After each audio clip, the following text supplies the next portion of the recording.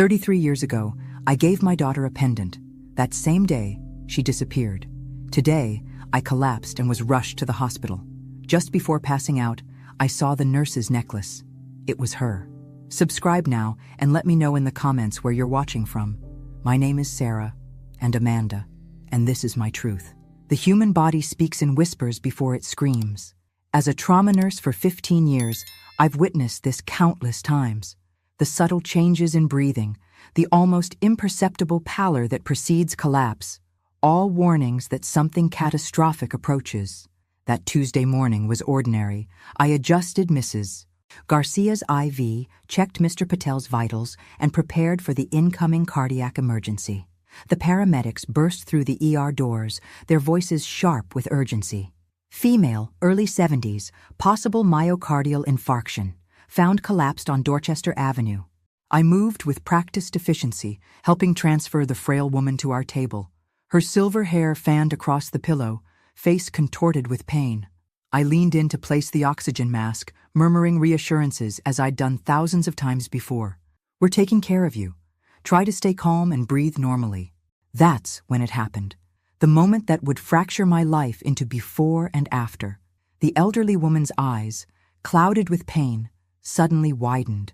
Not with the fear I typically see, but with a shock of recognition so profound it transcended her physical agony. Her gaze wasn't on my face, but fixed on my neck, on the butterfly pendant I'd worn every day since I could remember. Her hand shot up with surprising strength, fingers trembling as they reached toward my necklace. "Amanda," she whispered, the word barely audible beneath the oxygen mask. Something electric jolted through me. The name meant nothing consciously, yet my body reacted as if struck. My hands froze. The cardiac monitor beeped frantically, matching my own suddenly racing heart. "She's going into VTAC," Dr. Chen shouted, pushing past me. "Get the crash cart!" I stumbled backward, unsettled by the woman's penetrating gaze and that name that hung in the air between us. As the team worked to stabilize her, I found myself touching the pendant, my lifelong habit when anxious. The gold butterfly with turquoise enamel wings and tiny diamond accents had been with me since before my earliest memories. "Sarah, are you okay?" Lisa, another nurse, touched my arm. "You look like you've seen a ghost." "I'm fine," I lied. "Just need a minute." In the bathroom, I splashed cold water on my face and stared at my reflection. Sarah Mitchell, 40, wife to David, mother to Lily and Emma, pediatric trauma nurse. My identity had always felt solid, despite the mysteries of my childhood. My adopted parents had found me wandering alone at a gas station near the Canadian border, traumatized and with no memory. The pendant was my only connection to whoever I'd been before. I touched it again, feeling the familiar contours, the secret compartment I'd discovered as a teenager containing that cryptic inscription, "For A, fly high but remember the way." That night, my dreams were invaded by fractured images. A carousel spinning too fast, a man in a suit extending his hand, the crushing sensation of not being able to breathe. I woke, gasping, my fingers clutching the pendant. "Sarah?" David murmured sleepily beside me. "The nightmare again?" I nodded, unable to explain the new, terrifying certainty forming in my mind. The elderly woman with silver hair knew something about my pendant. About me. And whatever that knowledge was, it had nearly stopped her heart. The hospital corridor seemed longer than usual the next morning. I'd barely slept, the woman's whispered "Amanda" echoing through my restless dreams. My supervisor intercepted me before I could check the roster. "Dr. Chen wants to see you," she said, her expression unreadable. "About yesterday's cardiac patient." My stomach tightened. "Is she okay?" Stabilized. "But she's been asking for you. Specifically, the nurse with the butterfly pendant." In Dr. Chen's office, I learned the woman's name. Eleanor Baker, 70, retired literature professor. No previous cardiac history. "She's fixated on your necklace," Dr. Chen explained, studying me with clinical curiosity. "Claims it belongs to her daughter who disappeared 33 years ago. Normally, I'd dismiss this as post-anesthetic confusion, but..." She hesitated. "Her distress is impeding recovery. Would you be willing to speak with her?" I nodded, my throat suddenly dry. Outside Eleanor's room, I paused to examine my pendant. The one possession that had been with me since before my first memories. The gold butterfly, wings enameled in turquoise, tiny diamonds catching light. I'd always cherished it without understanding why. Catherine Mitchell, my adoptive mother, had respected my attachment to it. "It's your connection," she'd say when I refused to remove it, even for swimming. "Everyone needs connections." When I was 14, I discovered its secret by accident. Pressing a nearly invisible button while fidgeting revealed a hidden compartment with that cryptic inscription. My parents had contacted the police, but the investigation went nowhere. Another dead end in the mystery of my origins. I entered Eleanor's room, heart pounding. She appeared smaller than during the emergency, fragile against the white sheets, but her eyes, sharp blue, locked onto mine immediately, then dropped to my necklace. "It's you," she whispered. I wasn't dreaming. I approached cautiously. "Mrs. Baker, I'm Sarah. Dr. Chen said you wanted to see me." "That pendant," she said, her voice stronger now. "May I see it?" Hesitantly, I moved closer, allowing her to examine the necklace without removing it. Her fingers, paper-thin but steady, hovered near it. "It opens, doesn't it? If you press here." She indicated the exact spot of the hidden mechanism. Ice flooded my veins. "How could you possibly know that?" "Because I had it made," she replied simply. "For my daughter Amanda's 7th birthday, hours before she disappeared at Wonderland Park in 1992. The room tilted slightly. The year matched when I was found in New Hampshire, confused and without memory. "Inside," Eleanor continued, "there's an inscription. For A, fly high but remember the way." My legs weakened. I sank into the chair beside her bed. "The police report said you were found near the Canadian border," she continued, watching me carefully.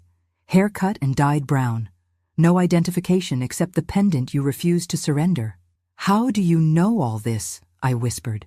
"Because I've spent 33 years searching for you," she answered, tears now streaming down her lined face. "Every missing child report, every Jane Doe, every lead, no matter how small." The pendant felt suddenly heavy against my skin, like it was pulling me toward this woman, toward a past I'd locked away. "I'm Sarah Mitchell," I said defensively. "I've always been Sarah." "Yes," she nodded, understanding in her eyes. "You are Sarah now, but once you were Amanda Baker, my daughter." I fled the room, desperate for air, for space to process the impossible. But even as I ran, something deep inside, something beyond conscious memory, whispered that I was finally running in the right direction. The file box sat unopened on my kitchen table for 3 days after I'd retrieved it from the attic. Inside were the fragments of my mysterious beginning, the police report from when I was found, medical evaluations, adoption papers, newspaper clippings my adoptive parents had saved. David watched me circle it, like a cautious animal. "You don't have to do this alone," he said gently. "I do, though." My fingers traced the butterfly pendant absently. "Whatever's in here, it's mine to face first." When I finally opened it after the girls went to bed, the musty scent of old paper rose like ghosts. The police report was clinical. Female child, approximate age 7, found wandering at Peterson's gas station, Route 16, New Hampshire. No identification. Non-communicative. Signs of trauma. The medical assessment was worse. Significant sedation detected. Possible chemical suppression of memory. Patient displays extreme anxiety when pendant is removed. I spread the newspaper clippings across the table. Most were local stories about the mystery child found in New Hampshire, but one yellowed article from the Boston Globe caught my eye. "Search continues for missing girl." The grainy photo showed a smiling child with a butterfly pendant, my pendant. My hands shook as I read. "Amanda Baker, age 7, disappeared from Wonderland Park 3 weeks ago. Parents Eleanor and Robert Baker continue to plead for information." Attached to this clipping was a handwritten note. Possible connection? Case similarities, butterfly pendant, age, timing. Request to expand investigation, denied by Captain Simmons. Officer J. Reynolds. My phone rang, startling me. The hospital number. "Sarah? It's Dr. Chen. Eleanor Baker is asking for you. Her cardiac readings are concerning. She's insisting she needs to speak with you before—" She paused. "She's refusing additional treatment until she sees you." I arrived at the hospital 30 minutes later, clutching a folder containing copies of the articles. Eleanor looked worse, her breathing labored despite the oxygen. "You came back," she smiled weakly. "Why didn't you tell someone?" "When I was found," the accusation burst from me. "There was a news article, a police officer even noted the similarities." She closed her eyes briefly. "We did. Robert and I flew to New Hampshire immediately when we heard about a child found with a butterfly pendant. But by then, the investigation had been mysteriously closed. The local police claimed the pendant was common jewelry and refused to let us see you." Her voice broke. "Someone was blocking us at every turn." "Who would do that? Why?" "I didn't understand then," she said. "It took years to piece together that Robert, my husband, your father, was involved with dangerous people. I believe he knew more than he admitted about your disappearance." I sat heavily in the chair beside her bed, the implications staggering. "You think my own father—" "Not orchestrated it," she clarified, "but covered it up afterward. There were financial irregularities, connections to a client named Frank Miller. When I started asking questions, Robert left." From her bedside table, she retrieved a worn photograph and handed it to me. A smiling family at a beach, mother, father, 2 older children, and a small blonde girl wearing my pendant. Something cracked inside me then, a hairline fracture in the wall protecting me from the past. In that moment, I saw myself in the woman before me, the shape of our eyes, the set of our jaws. Blood recognizing blood across decades of separation. "I have your smile," I whispered, the revelation simultaneously terrifying and liberating. David listened intently as I recounted my conversation with Eleanor, his historian's mind organizing the fragments into a coherent timeline. "So your birth name was Amanda Baker," he said carefully. "You disappeared at age 7, were found with amnesia, and adopted by the Mitchells." "Supposedly," I corrected, pacing our bedroom. "None of this means she's telling the truth." "But the pendant," he pointed out, "the inscription, the timing." I touched the butterfly at my throat. Anyone could have researched that information. "To what end, Sarah? Why would an elderly woman fabricate this story?" I had no answer. The truth was, I was terrified. Not that Eleanor was lying, but that she wasn't. That my entire identity was built on shifting sand. "What about Lily and Emma?" I whispered. "How do I tell them their mother isn't who they thought?" David crossed the room, taking my hands. "You're exactly who they've always known. Their mother who loves them fiercely. This doesn't change that." The next morning, I requested a meeting with my therapist, Dr. Zhao, who had helped me process my adoption and memory gaps years ago. "The mind protects itself," she explained after hearing the developments. "Especially children's minds. Traumatic memories are often fragmented or suppressed entirely." "Could I really be someone else?" I asked, the question that had haunted me for days. "You're not someone else," she corrected. "You're you. The sum of all your experiences, choices, and connections. Learning about your origins adds to who you are. It doesn't erase Sarah Mitchell." That afternoon, I received a call from a man identifying himself as Thomas Baker, Eleanor's son, potentially my brother. "I understand you've been visiting my mother," he said, his corporate voice carefully controlled. "I'd like to discuss this situation privately." We met at a cafe near the hospital. Thomas, mid-40s, wore an expensive suit and a perpetual frown. His eyes, the same blue as Eleanor's as mine, assessed me calculatingly. "Whatever you believe my mother told you," he began, without preamble, "you should know she's been emotionally fragile since my sister's disappearance. She's seen Amanda in dozens of women over the years. She knew about my pendant," I countered. "The secret compartment, the inscription. Information that could be researched," he dismissed, echoing my own earlier doubts. "Look, Ms. Mitchell, my mother is elderly and unwell. This fixation isn't healthy for her recovery." Something in his tone triggered a flash of memory. A man in an office, speaking in that same dismissive manner about the girl. The image vanished before I could grasp it. "I'm considering a DNA test," I said abruptly. Thomas's facade cracked momentarily, revealing alarm. "That's unnecessary and invasive. My mother needs rest, not emotional disruption." "The test would require only her consent and mine," I pointed out. "If she's wrong, we'll know conclusively. And if she's right?" His voice hardened. Have you considered the implications? The media attention? The effect on your family? On hers? If she's right, I met his gaze steadily. Then I am her family. He stood, adjusting his cuffs with practiced precision. I'd reconsider if I were you. Some doors, once opened, can never be closed again. As he left, I realized my hands were shaking, not with fear, but with anger. Something about his resistance felt wrong, protective not of Eleanor but of something else entirely. That evening, I sat with Eleanor in her hospital room, both of us silent for long minutes. I'd like to do a DNA test, I finally said. Her eyes filled with tears. After all these years of searching, I find I'm afraid of the answer. Me too, I admitted. But I need to know. She nodded, extending her fragile hand to cover mine. Whatever the result, Amanda or not, I'm glad to have met you, Sarah Mitchell. The DNA test was surprisingly simple. 2 cheek swabs, sealed in separate envelopes, sent to a lab. The 2-week waiting period was anything but. Each day became an exercise in containing the earthquake happening within me. I performed my nursing duties mechanically while my mind excavated fragments of forgotten memories. A carousel horse with peeling paint, the sweet scent of cotton candy, a man's voice calling a name that wasn't Sarah. At home, I began researching the Baker family. Eleanor had been a respected literature professor at Boston University before abruptly resigning after her daughter's disappearance. Robert Baker, a corporate attorney, had died 5 years earlier of cirrhosis. Their children, potentially my siblings, had followed divergent paths. Thomas becoming a financial executive at his father's old firm, Rebecca, a university professor, like her mother. You should meet Rebecca, Eleanor suggested during one of my visits. She was 10 when you disappeared. She took it the hardest. Thomas doesn't seem thrilled about my existence, I noted dryly. Eleanor's expression clouded. Thomas idolized his father.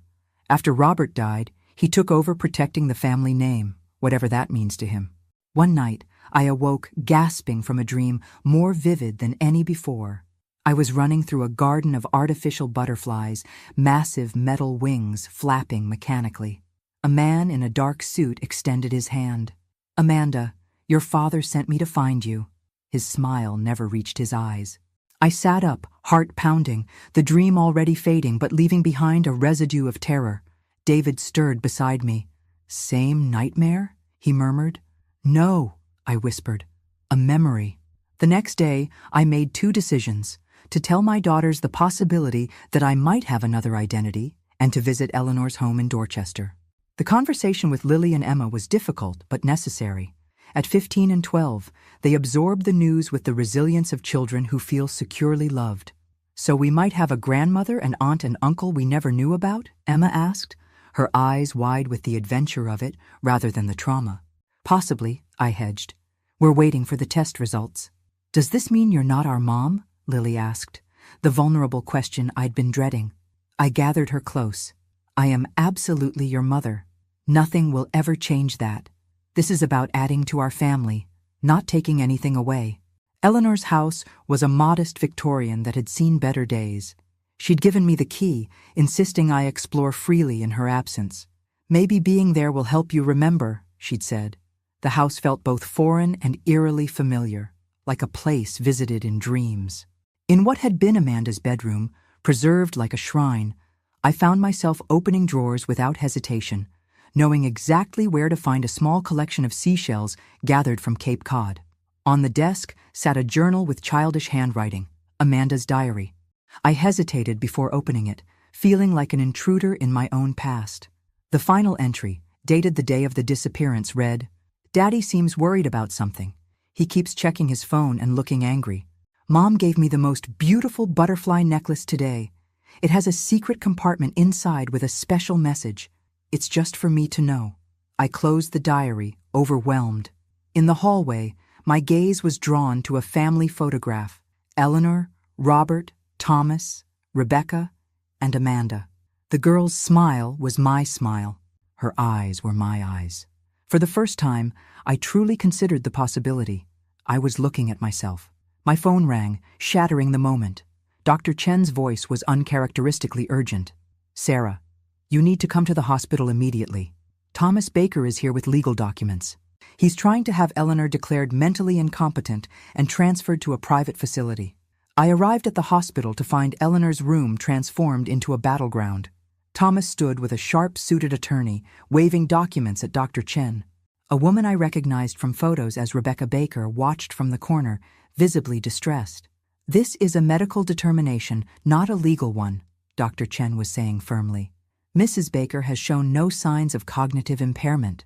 "She's delusional," Thomas insisted, fixated on the belief that a random nurse is her long-lost daughter. I stepped into the room. "I'm hardly random, and we're awaiting DNA results."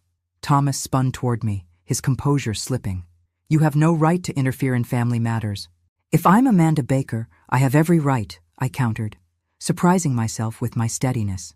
"And even if I'm not, I'm Eleanor's nurse, and she deserves better than being declared incompetent for pursuing the truth." Eleanor, who had been watching this exchange silently, suddenly addressed her daughter. "Rebecca, you've been quiet. What do you think?" Rebecca flinched as all eyes turned to her. She was slender like Eleanor, with the same silver threading her dark hair, but her posture was defensive, shoulders hunched as if expecting a blow. "I think," she began hesitantly, then straightened. "I think she has Mom's eyes. And Dad would hate this conversation." Thomas made a warning sound. "Becca." "No, Thomas." Her voice strengthened. "I've been silent too long. Dad's not here to intimidate me anymore." The word intimidate triggered another memory flash, a stern face, a warning finger. "Don't tell your mother what you saw." Dr. Chen stepped in diplomatically. "The DNA results should arrive within days. Until then, Mrs. Baker stays here under my care." Thomas's attorney, sensing a losing battle, murmured something about reconvening later and retreated. Thomas followed after giving me a look of pure venom. Rebecca remained, approaching me cautiously after they left. "You really don't remember anything?" "Fragments," I admitted. "Disconnected images. Feelings without context." She nodded, unsurprised. "You were so young, and trauma does things to memory." She hesitated. "I was there that day at the park. I saw something, but Dad—" She faltered. "What did you see?" I pressed. "A man talking to you by the butterfly garden. Dad saw me watching and—" She shuddered. The look he gave me. I was terrified into silence. "Do you remember the man's name?" "Frank Miller." The name fell between us like a stone. He was Dad's client. I overheard them arguing earlier that day. Another piece clicked into place. The man from my nightmare. Not a nightmare at all, but a memory surfacing from the depths. "Why would Thomas fight so hard against this?" I asked. "Against me?" Rebecca's smile was sad. "Thomas inherited more than Dad's position. He inherited his secrets too." After she left, I sat with Eleanor, who had watched our interaction with tired eyes. "I always knew Rebecca saw something," she murmured. "Robert made sure she never told me." I took her hand, noticing for the first time how my fingers mirrored hers, the same slight curve, the same prominent knuckles. "What happened between you and Robert after I disappeared?" "We fell apart," she said simply. "I was consumed with finding you. Robert seemed to accept your loss too easily. When I started asking questions about his finances, about Frank Miller, he left." The next morning, I examined myself in the mirror, seeing my features with new eyes, Eleanor's determined chin, Robert's straight nose. For the first time, I didn't just see Sarah Mitchell, but the ghost of Amanda Baker beneath. At the hospital, I found a stranger in Eleanor's room, a thin, elderly man with the bearing of someone who once commanded authority. "Sarah Mitchell?" He extended his hand. "Martin Gray, former FBI agent assigned to the Amanda Baker case. We need to talk." Martin Gray looked older than his 70 years, the gauntness of terminal illness evident in his sunken features. Yet his eyes remained sharp, assessing me with professional detachment. "I thought I recognized you when I saw you yesterday," he said. "You have your mother's expressions." My hand went instinctively to my pendant. "You were on the original investigation?" "Until I was abruptly reassigned," he confirmed. "When I started looking into Frank Miller's connections to your father's law firm, I hit bureaucratic walls. Evidence disappeared. Witness statements changed overnight. The clinical detachment I'd maintained suddenly shattered." "Are you saying my own father sabotaged the investigation into my disappearance?" "I'm saying someone did. Gray replied carefully. And your father had concerning connections. Eleanor, who had been listening silently, intervened. Why come forward now, Agent Gray? Former agent, he corrected. And because I'm dying. Pancreatic cancer. He stated this without self-pity. I've carried this case for 33 years. When I saw the hospital admission for Eleanor Baker and heard rumors about a possible reunion, I knew it was time to clear my conscience. From his weathered briefcase, Gray withdrew a thick file. I kept copies of everything before they disappeared from official records. Financial transfers between Robert Baker and Frank Miller. The original police report from New Hampshire that noted the similarity to Amanda's case, before it was rewritten. But why? I demanded, my professional composure crumbling as decades of suppressed emotion surfaced. Why would my father want to prevent me from being found? Protection, perhaps, Gray suggested. Miller had cartel connections. If Amanda, if you, had witnessed something incriminating, Robert might have believed you were safer with a new identity than being found by Miller's associates. I tried to process this. So he sacrificed his daughter to protect, what? His reputation? His freedom? Men justify terrible choices when they're cornered, Gray said grimly. From what I pieced together, Robert was laundering money through the firm for Miller. When he threatened to stop, Miller took you, likely as leverage, not intending permanent harm. But something went wrong, Eleanor concluded. Miller was found dead 3 months after Amanda disappeared, Gray confirmed. Apparent suicide, though I always had doubts. By then, Amanda had either escaped or been abandoned near the Canadian border. The room spun slightly as another memory surfaced. Being bundled into a car, driven for hours, left at a gas station with instructions. Wait here. Someone will come for you. But no one ever did. I need to see those files, I said, my voice steadier than I felt. Gray hesitated. There's more you should know. Your brother Thomas has been actively blocking this investigation for years, since taking over your father's position. He's not just protecting family reputation, Eleanor realized. He's protecting the firm, himself. Gray nodded grimly. I've already sent copies to the current FBI field office. They're reopening the investigation into the money laundering operation, which may still be ongoing. I sat heavily, overwhelmed by implications. My own father, my brother. Your father made terrible choices, Eleanor said softly. But he also lost everything that mattered, his marriage, his daughter. Eventually, his health. He died alone. Thomas, his only visitor.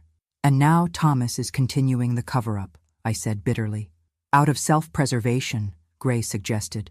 The statute of limitations on the original crimes has expired, but if the laundering continued under his watch, my phone chimed with a text message. From the lab. Results available for electronic delivery. Authorize? With trembling fingers, I confirmed, then waited as the PDF loaded. Eleanor reached for my hand as I opened the document. The clinical language swam before my eyes until one line emerged with crystal clarity. Probability of maternity, 99.9997%. I was Amanda Baker. I had always been Amanda Baker, beneath the layers of Sarah Mitchell. It's positive, I whispered, looking up to find Eleanor's eyes filled with tears. You're my mother. From the doorway came Thomas's cold voice. This changes nothing. You'll regret pursuing this, Sarah, or whatever you're calling yourself now. I stood to face him, my newly confirmed brother, feeling something hardening within me, a determination that had perhaps always been there, waiting for this moment. My name, I said clearly, is Amanda Baker Mitchell, and you can't threaten me into silence any more than your father could. The DNA results shattered my world into fragments and simultaneously began reassembling it into something new. I was both Sarah Mitchell, nurse, wife, mother, and Amanda Baker, the lost daughter who had finally found her way home through an impossible coincidence. I took emergency leave from the hospital, needing space to process this seismic shift in identity. David, my unwavering support, handled the practical aspects of our suddenly complicated life while I oscillated between shock, grief, and moments of strange euphoria. Dr. Zhao recommended family therapy, which we began immediately. In our first session, Lily asked the question haunting me, "Are you going to be different now?" "I'm still me," I assured her. "I'm just more me than I knew." Emma, pragmatic as always, had simpler concerns. "Does this mean we have to call you Amanda now?" I laughed, grateful for her directness. "No, honey, I'm still Mom. Still Sarah. Amanda is part of who I am, but not all of me." The real challenge came in integrating my past with my present. Eleanor provided photo albums, home videos, stories of Amanda's first 7 years. I studied them with clinical detachment at first, as if reviewing another person's medical history. "It's okay to not remember," Dr. Zhao assured me. "Memories may return gradually, or they may remain lost. Either way, you can build a relationship with Eleanor based on who you are now, not just who you were then." 2 weeks after the DNA confirmation, Martin Gray arranged a meeting at Eleanor's house. Rebecca came, visibly nervous but determined. Thomas was conspicuously absent. "The FBI has officially reopened the investigation," Gray announced, spreading documents across Eleanor's dining table. "They're focusing on the current money laundering operation, but the historical case is relevant for context." "What does this mean for Thomas?" Rebecca asked, her loyalty to her brother clearly conflicted. "That depends on his involvement," Gray said carefully, "and his cooperation. I studied the financial records, the police reports, the witness statements with their suspicious alterations. One photo caught my attention. Frank Miller, the man who had approached me at the park. Seeing his face triggered another memory fragment. His cologne, oppressively sweet, as he guided me to a red car. "I remember him," I said suddenly. "He told me Dad sent him to take me to the hotel because Mom wasn't feeling well." Eleanor gasped softly. Rebecca touched my arm, her fingers trembling. "You believe I'm really Amanda now?" I asked her. "I think I always knew," she admitted. "From the moment I saw you at the hospital. There's a gesture you make, tucking your hair behind your ear when you're thinking. It's exactly how you did it as a little girl." The doorbell interrupted our conversation. Thomas stood on the porch, looking uncharacteristically disheveled. "I saw the FBI at the office today," he said without preamble. "They're seizing records." "You should have brought your lawyer," Gray observed mildly. Thomas's composure cracked. "They already took him in for questioning." He turned to me, his expression a complex mix of resentment and resignation. "You couldn't leave it alone, could you? 33 years of carefully maintained damage control, undone in 2 weeks. Damage control!" Eleanor's voice shook with fury. "Is that what you call covering up your sister's kidnapping? Protecting the people who took her?" "I was protecting the family," Thomas shouted. "Dad's legacy, the firm, our reputation." "I was 7 years old," I interrupted, my voice deadly quiet. "I was taken from my family, drugged, abandoned, and left with no memory of who I was, all to protect reputation and money?" Thomas deflated visibly, sinking into a chair. "I didn't know the full story until Dad was dying. He confessed pieces of it, that Frank took you to scare him into compliance, that something went wrong, that Frank ended up dead. And instead of coming forward with the truth, you continued the cover-up," Rebecca said, disappointment heavy in her voice. "I inherited his position," Thomas said hollowly, "his connections. I thought I was protecting what he built." "You protected the wrong things," I said, finding strength in a certainty I hadn't known I possessed. "But you can make different choices now." The next day, Thomas voluntarily went to the FBI, accompanied by a new attorney. He provided evidence of the ongoing money laundering operation that had continued after Robert's death, though he claimed limited knowledge of its full extent. As the investigation unfolded, I began the legal process of amending my identity, not to erase Sarah Mitchell, but to incorporate Amanda Baker. The name on my driver's license would soon read Amanda Sarah Baker Mitchell, acknowledging both the child who was lost and the woman who found her way. Memories returned in unpredictable waves, triggered by scents, sounds, fleeting images. Standing in Amanda's preserved bedroom, I suddenly recalled arranging the seashells in precise patterns. Hearing a carousel melody, I remembered Robert lifting me onto a painted horse, his smile genuine in those uncomplicated moments. "It's like watching a damaged film reel," I told Dr. Zhao. "Fragments spliced together with missing sections. Your brain is reconstructing what it can," she explained. "Some memories may never return, but you're building bridges between your past and present." The most difficult bridge to build was with Thomas. Unlike Rebecca, who embraced our reconnection with tearful relief, Thomas remained distant, caught between self-preservation and genuine remorse. The FBI investigation had shaken the foundations of his carefully constructed life, his position at the firm suspended, his reputation tarnished. 6 weeks after our DNA confirmation, he requested a meeting at a neutral location, a quiet park overlooking the harbor. "I've been offered a deal," he said, without preamble. "Full cooperation in exchange for immunity from prosecution. Are you taking it?" "Yes." He stared at the water. "I'll lose everything professionally, but—" He hesitated. "Dad lost everything that actually mattered. I don't want to repeat that mistake." It wasn't an apology, but it was a beginning. Thomas would never be the brother I might have had without the trauma of separation, but perhaps we could build something new from the wreckage. Rebecca proved easier to connect with. She carried her own guilt, the burden of having seen something crucial but being too frightened to speak. Our shared trauma created an unexpected bond. "I used to imagine finding you," she confessed during one of our coffee meetings. "I had elaborate fantasies of spotting you in a crowd, somehow recognizing you despite the years. And instead, I found all of you through a heart attack and a pendant," I marveled. The pendant remained my constant companion, but its meaning had transformed. No longer a mystery to solve, it now symbolized the impossible journey that had brought me full circle. Eleanor's recovery progressed steadily. We spent hours together, not just recovering the past, but building new connections. She delighted in meeting David, in getting to know Lily and Emma, especially Emma, who shared her love of literature. "She has your imagination," Eleanor observed after listening to Emma's elaborate story about magical butterflies.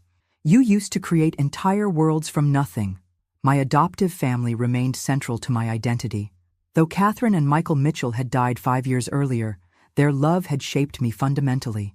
I visited their graves, bringing flowers and overwhelming gratitude for the life they had given me. "They would be happy you found your birth family," David assured me. "They always supported your search for answers."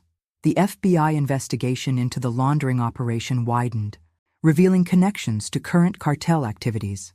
Thomas's cooperation proved valuable, though the process left him financially and professionally devastated. Martin Gray's health declined rapidly. During my last visit to his hospital room, he handed me a small box. "Found this in evidence storage," he said weakly. "Technically, it should have been returned to your parents years ago." Inside was a charm bracelet with a single butterfly, the match to my pendant. "Eleanor gave this to you on your 5th birthday," he explained. "You were wearing it when you disappeared. Miller must have removed it, thinking it could be traceable." I fastened it around my wrist, feeling another piece of the puzzle click into place.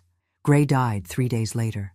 At his funeral, I stood between Eleanor and Rebecca, my old and new families merging in shared grief for a man who had never stopped seeking justice. That evening, as I prepared dinner, David found me staring at old photos.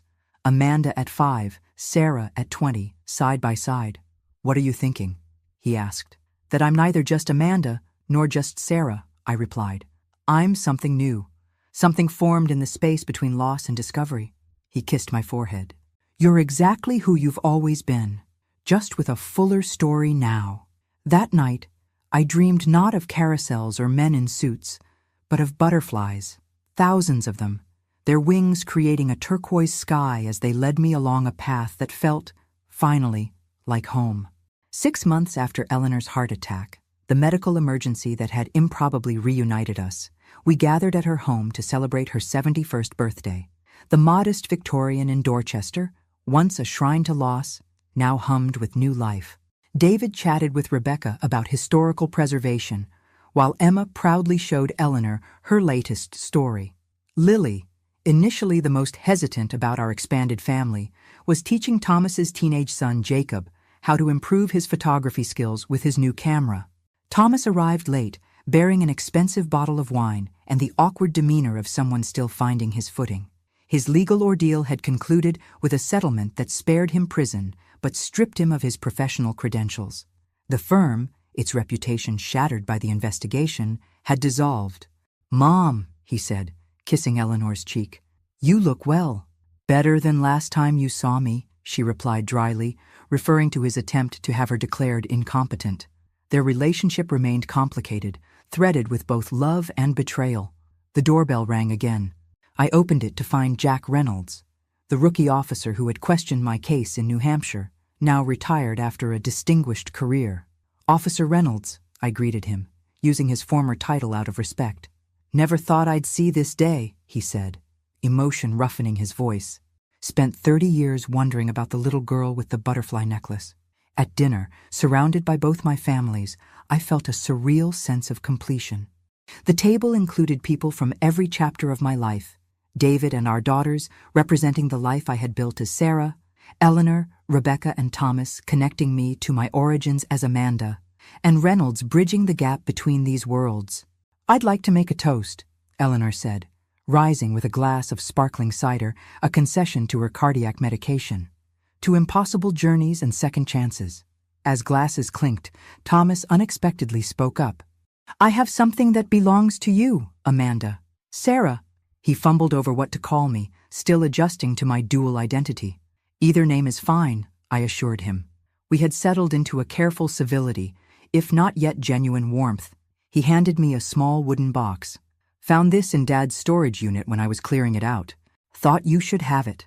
Inside lay a collection of childhood drawings signed in wobbly letters. Amanda. Butterflies featured prominently in nearly every picture, as if some part of me had always been trying to find my way back through art. "He kept these," I murmured, surprised. "In his safe," Thomas confirmed. "Along with this." He produced a sealed envelope addressed simply, "Amanda, when she's found." The table fell silent as I opened it with trembling fingers.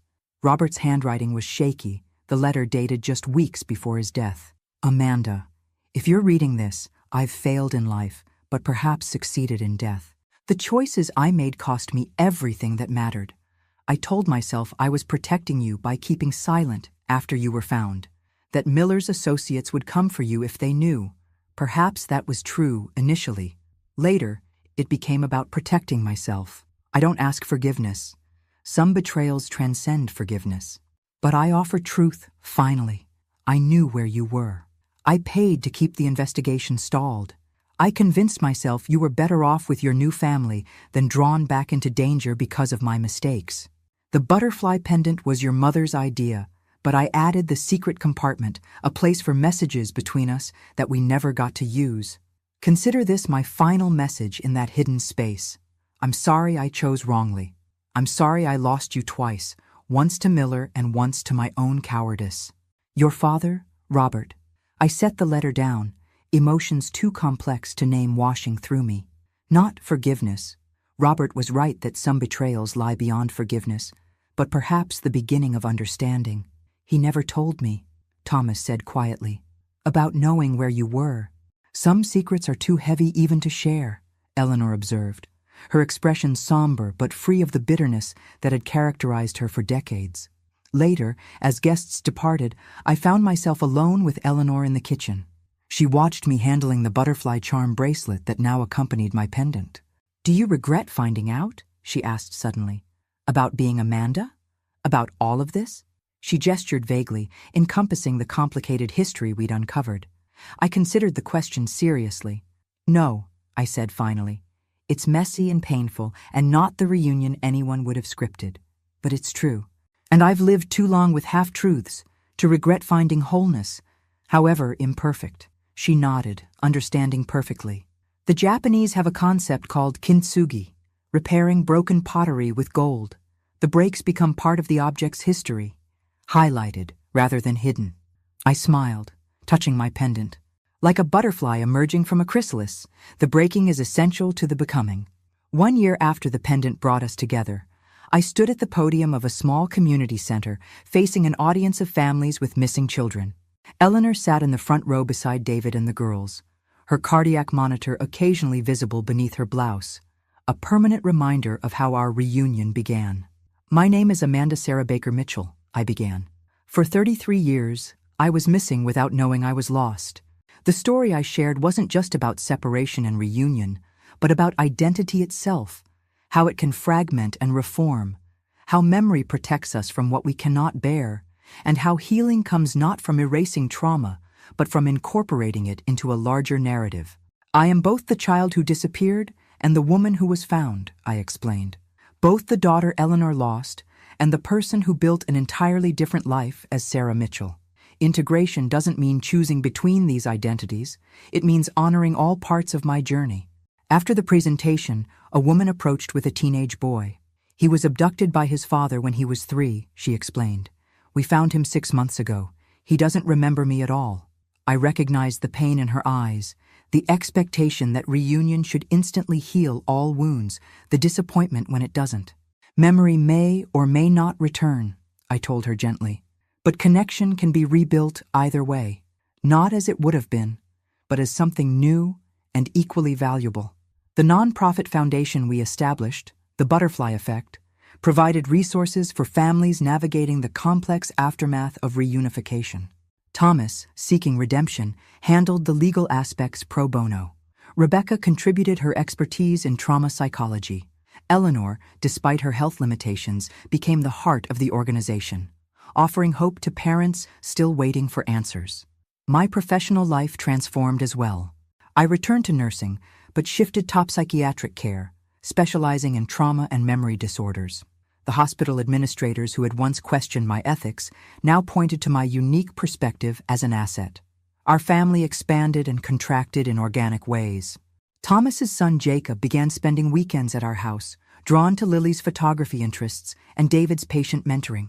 Rebecca, single and childless by choice, became a beloved aunt to Emma, nurturing her literary talents.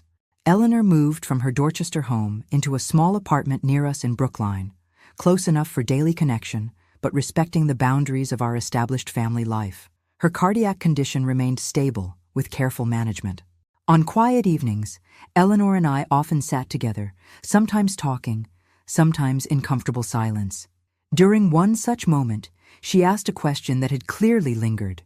Do you ever wonder what would have happened if I hadn't had that heart attack? If we'd never crossed paths at the hospital? I touched my pendant reflexively. I believe we would have found each other eventually. The pendant was always leading me home, even when I didn't know I was lost. She smiled, tears brightening her eyes. The butterfly always finds its way. That night, I added a new charm to my bracelet, a small gold heart alongside the butterfly, not to replace what was lost, but to honor what was found. In my dream that night, I stood in a field where 2 paths converged, one traveled by Amanda Baker, one by Sarah Mitchell. At their intersection bloomed thousands of turquoise butterflies, their wings catching sunlight like tiny diamonds. They rose in unison, forming not 2 separate paths, but a single, shimmering road forward. I woke with tears on my face, but peace in my heart, finally understanding. I hadn't lost myself when I disappeared at 7.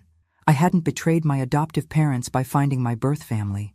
The broken fragments of my identity weren't meant to be forced back into their original form, but transformed into something new, a mosaic more complex and beautiful than either original could have been alone. The pendant at my throat and the charm on my wrist caught the morning light as I dressed, small weights anchoring me to all parts of my story, no longer symbols of what was lost, but of what had finally, improbably, been found.